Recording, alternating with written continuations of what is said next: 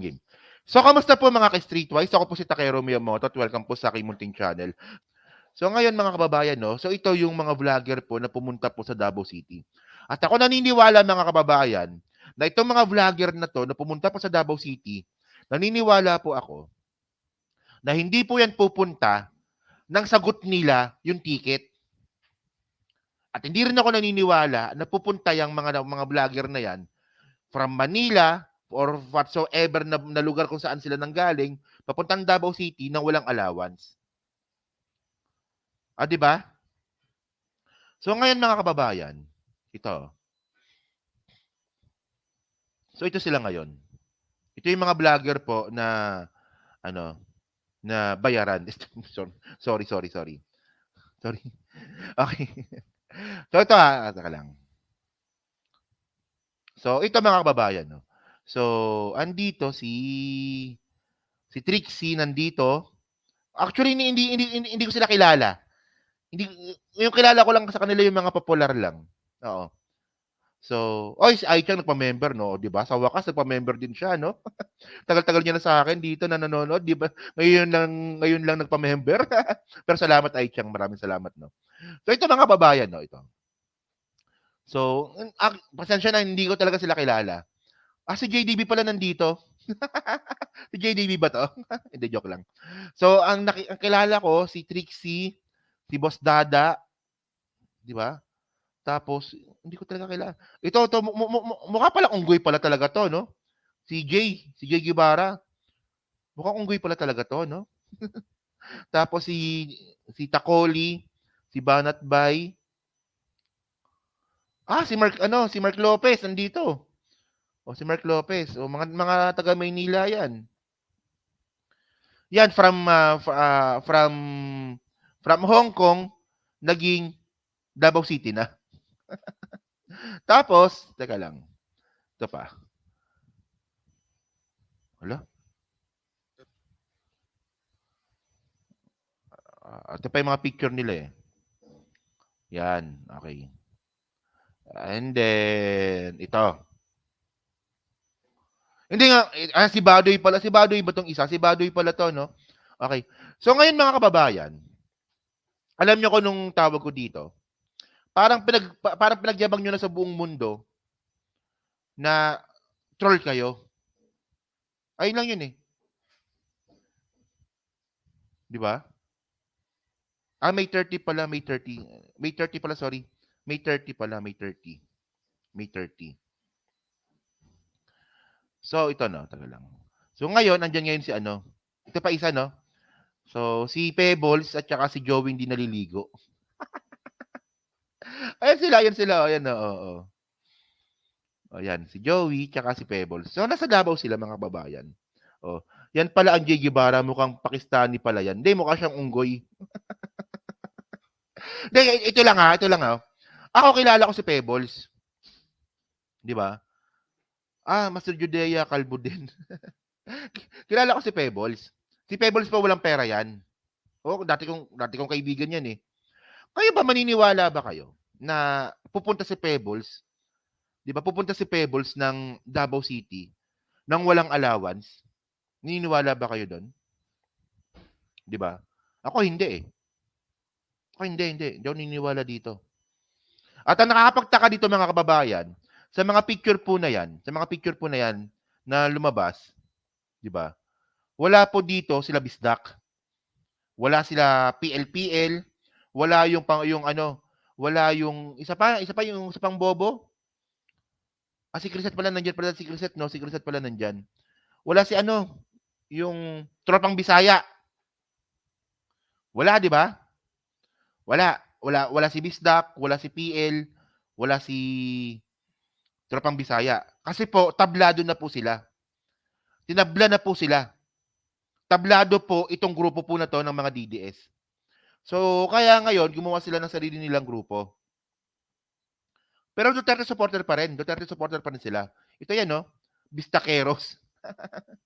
Nagsama-sama yung mga tanga.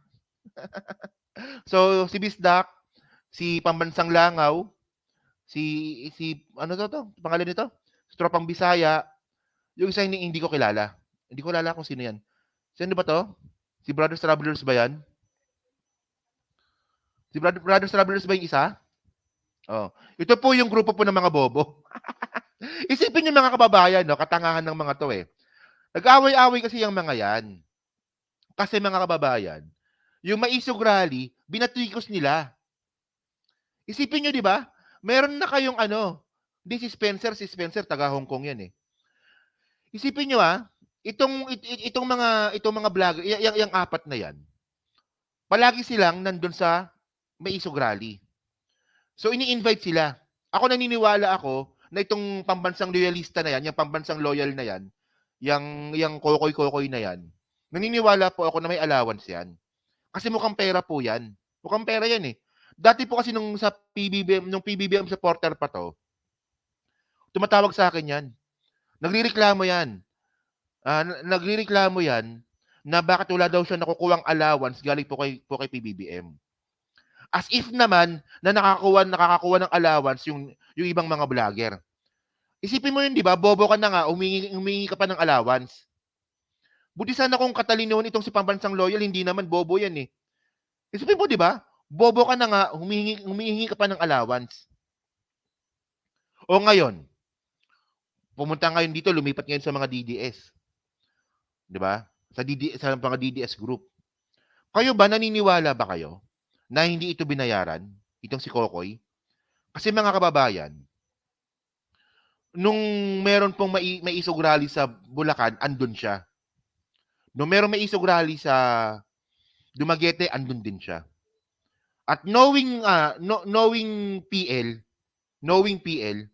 mukhang pera po 'yan.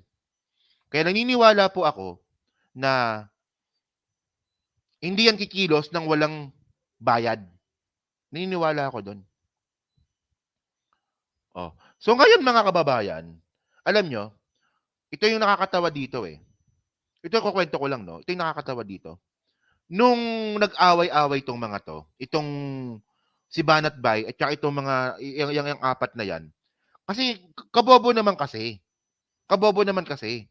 Merong hakbang ng Maisog, ang ginawa ng apat na 'to, binatikos nila. Well ako, hindi naman ako DDS, pero kung ako sa katayuan nila, hindi ko babatikusin yung Maisog. Ayan na nga yung pinaghihirapan ni Digong. Pinaghihirapan ni Digong 'yan, eh, yang Maisog Rally na 'yan. Oh, akala nyo ba, 'di ba, na walang effort 'yan mag-conduct ng rally? May effort po 'yan. Pinaghihirapan po 'yan ni Digong, yang Maisog Rally po na 'yan. Tapos ang ginawa ng apat na 'yan, binatikos. Kung 'di ba naman tanga. O tapos ngayon, 'di ba nag-away-away na sila. Ngayon itong PL na 'to, sinungaling talaga yung PL na 'yan. Alam niya kasing galit ako sa kanya, ang ginawa niya, kinausap niya yung ibang mga vlogger. Babanggitin ko na kung sino. Kinausap niya si JDB. Kinausap niya si Mark Ramos. Pati mga iba pa kinausap niya. Alam niyo kung anong style ni PL? Ang sabi ni PL, ang ginagawa niya raw dito ay inside job. Pag trader daw po sa mga Duterte, yung ginagawa niya, kaya siya pumasok sa DDS group. Hindi nga, sinabi niya yan. Isipin niyo, 'di ba, walang prinsipyo ang buhakan ng walang prinsipyo. Nagulat nga ako, eh. Sinabi sa akin yan, eh, na na kaya daw nandiyan si PL para daw maging spy. Pati ba naman kami lolokohin mo? Ay, Diyos ko naman. Alam kong bobo ka, pero wag mong gawing bobo lahat ng mga tao. So ngayon mga kababayan, ewan ko ba 'no, nainis ako, eh. Kabobohan, eh. Sa totoo lang, napakadaming nagawa. So ngayon, ito, panoorin natin 'to, Sige. Ngayon, ang pagiging bayaran kasi, ang ginagawa nila, binabato naman sa mga PBBM supporter. Ayan, eh, ayan, eh. Ayan yung ayan ang narrative nila ngayon, eh. So ngayon panoorin natin 'tong si Banat Bay. Ako naniniwala ako mga bayad 'tong mga 'to. Kung hindi bayad, may mga allowance ang mga 'yan. Si Banat Bay naniniwala akong bayaran 'yan. O 'di ba bayaran ka ng SMNI, 'di ba? O, so bayaran ka. O, so gano'n 'yon.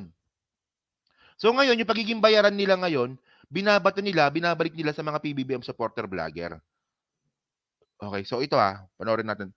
Panoorin natin 'to.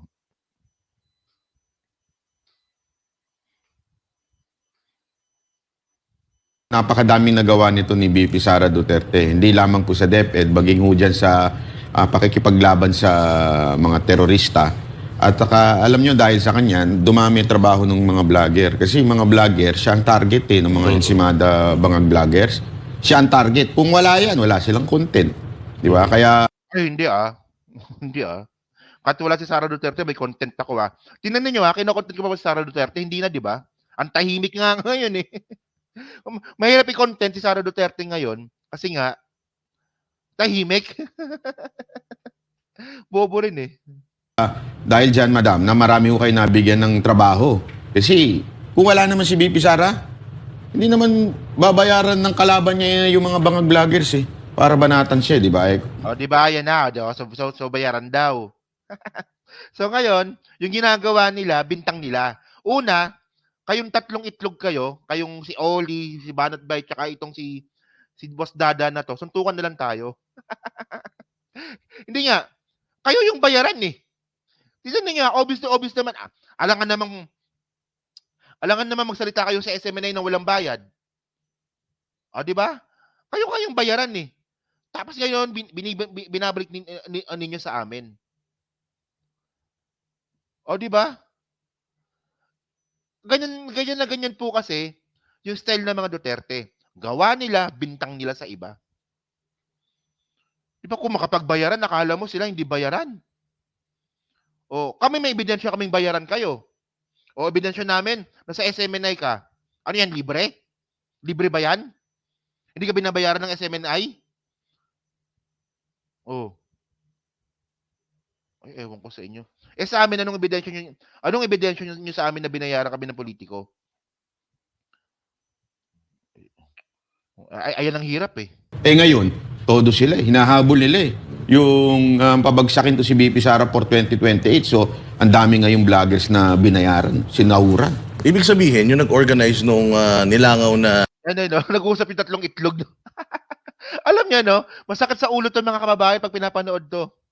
Isipin nyo nanood kayo ng tatlong taong sinto-sinto pinapanood ninyo. Ewan ko lang kung di sumakit yung ulo ninyo. Ayan Excuse me. Usap-usap silang tatlo Ibig sabihin, yung nag-organize nung nilangaw na VP Inday Sara Resign Movement dyan sa Liwasang Bonifacio sa Maynila. Ibig sabihin, pro-communist ang mga yun. Oo, mga komunista yung mga yun. Isipin niyo, bobo. Wala yan. Komunista daw ako. Hindi Isa ako sa mga nag-organize ng rally. Hindi ako yung pinaka nag-organize. Ang nag-organize talaga niya si Mami Peng. Well, tumulong ako sa mga sa mga tarpaulins, kung ano yung mga ilalagay doon, 'di ba? So ayun lang ata naging ambag ko 'di ba? Tsaka syempre yung ambag ng pera. Oo. Kasi pinagtulungan po natin lahat 'yan. Pinagtulungan po 'yan ng mga vlogger at tsaka kayo rin po nanonood sa akin. Yan si Ma'am Carmelita Chok, oo. 'Di ba? Nung kinausap ako ni Ma'am Carmelita Chok na gusto niyang magbigay ng tulong, hindi ako kumausap sa kanya. Pinasa ko siya kay Ate Peng. So, hindi pinagkakitaan yung rally na yan. Oo. So ngayon, ang nakakatawa kasi dito mga kababayan, komunista na raw po kami. Kabobo, walang yan. Isipin ninyo yung narrative, Porket ba na ayaw namin kay Sara Duterte is komunista na kami? Ganun ba yung logic doon? Walang yada yung kabobo ng mga tao na to. Kaya kung titulingan natin. Sige. Pura pa lang Di naman nilangaw. Sabi ni 68. Ibig sabihin, pro-communist ang mga yun. Oo, mga komunista yung mga yun. Itsura pa lang Di naman nilangaw. Sabi ni 68. 68. Ang sabi ni Sir Jason sa Oo. 68 yun. Marami rin. Madami na yun. Makakapagpabagsak Then, na. alam mo, talagang pro-communist yan. Kasi nga, tinan mo itsura nila, mukhang mga bundok. Mukhang Butas-butas. taga-bundok. Oo. Pangalawa, hindi lang sa butas-butas, sila nagkakatkungan. Di ba? Mantakin mo. Ayan na, ayan na. So ito na. Ito na yung mga bintang na walang ebidensya. Kung nagpa-donate pa sila, biglang nawala yung pera. Magkano lang yun? Sa halaga atang 4,000 lang, tinakbo pa nung isang babaeng demonyita. Ay talaga, Grabe, grabe, naman yung yung grupo na yan. 4,000 lang. Ang chipipay mo naman. Sa Ay, bagay. Mami Peng, oh, tinakbo mo daw, oh. Yung pera, tinakbo mo daw, oh. Scammer ka pala, Peng, eh. Alam nga, kasi Mami Peng yun, ha? Sabi niya, oh. Ay, Hal. Ano yung saksakan ko? Oh, scammer ka pala, Mami Peng, eh. Tinakbo mo raw yung pera, eh. Yan, ha? Sabi niya yan, ha? So, ngayon, mga kababayan, ito.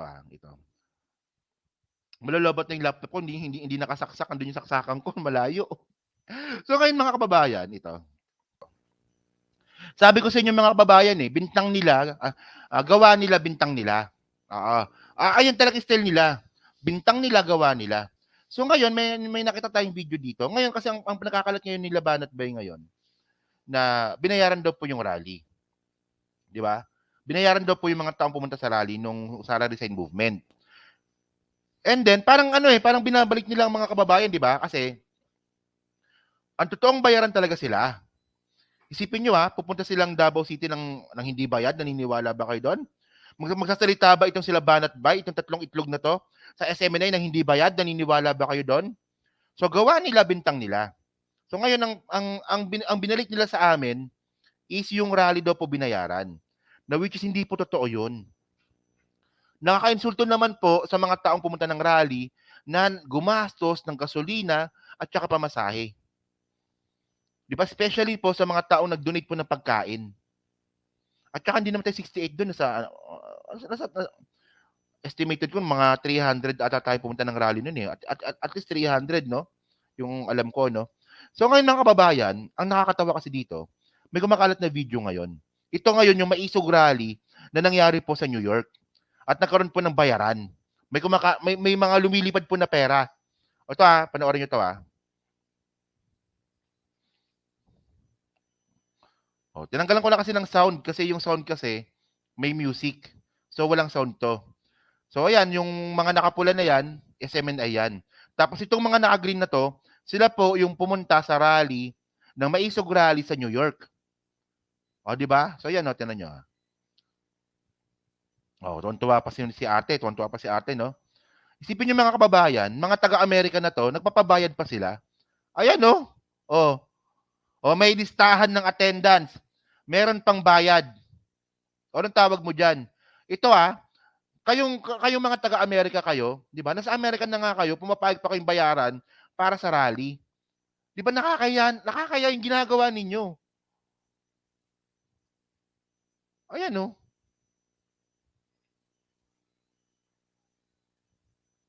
Tuwan-tuwa sila kasi nabayaran na. Yan, no? At dollars yan, mga kababayan, dollars yan. Mukhang dollars, kulay green, eh.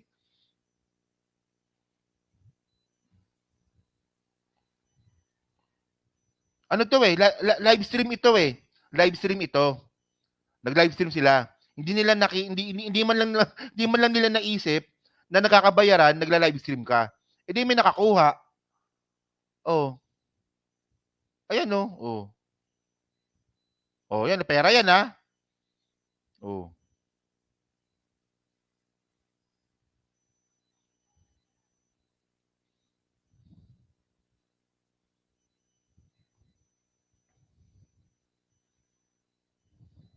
At nangyari po ito sa harapan mismo ng SMNI. So SMNI, bakit hindi nyo ni-report ito? Na nakabayaran pala. Nakabayaran pala ng rally sa Maisog Rally sa New York. At sa SMNI yan, no? Yung mga naka-ano na yan, yung mga naka-blue tsaka pula na yan, SMNI yan eh. So bakit hindi nyo ni-report?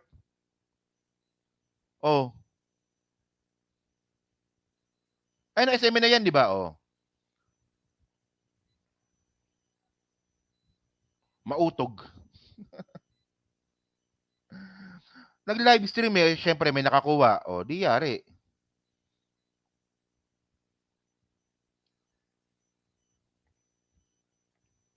Tinanggalan ko ng sound kasi tawag nito. Ayun, di ba? May listahan para transparent. Yan. So ngayon mga kababayan, ito yung sinasabi ko sa inyo. Di ba? Gawa nila, bintang nila sa iba. So una, sila yung nagbabanggit na bayaran daw po. Wala naman silang ebidensya. Pero tayo, may ebidensya po tayo na bayaran yung mga yan. O, di ba? Yung example na nga natin si PL. Kilala ko po si PL, mukhang pera po yan. At syempre, itong si Pebbles naman, wala ring pera yan. Alangan naman pumunta ng Davao City yan nang hindi po sagot ng ticket ng mga Duterte. At ito pong mga banateros na to, alangan namang libre yan na magsalita-salita sila dyan sa SMNI nang walang bayad. So sila yung baybayad. Okay. So binabalik nila sa amin. Yun nga lang, yung pagbalik nila sa amin, yung tungkol sa rally, ayun naman pala, ito pala, sila pala yung may bayad sa rally. Sila pala. Ayan, no? Malinaw, oh, may video. O, di ba nasa Amerika na kayo, nakakahiya kayo, nakakalat kayo nakahiyan dyan sa Amerika. Di ba? Oh, so yan mga kababayan, no? Tapos ngayon, sabi pa ni Banat Bay, kinangkong daw po ni Mami Peng yung pera.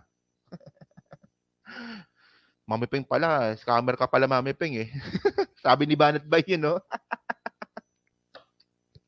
So yun mga kababayan, no? So dyan po sa 1,200 po nanonood, so hindi pa po nakakapag-like. Palik na lang po ng video po na to, dyan po sa Team Replays, ano nga po masabi nyo nga po dito, sa kaingotan ng mga DDS. Sila mismo nag-aaway-away na, no? So yan, nasa comment lang po sa baba at pinabasa ko pong lahat yan. At syempre po, sa hindi pa po nakakapag-like, palike na lang din po ng video po na to. So maraming salamat sa inyo lahat. Kita na lang ulit tayo mamaya.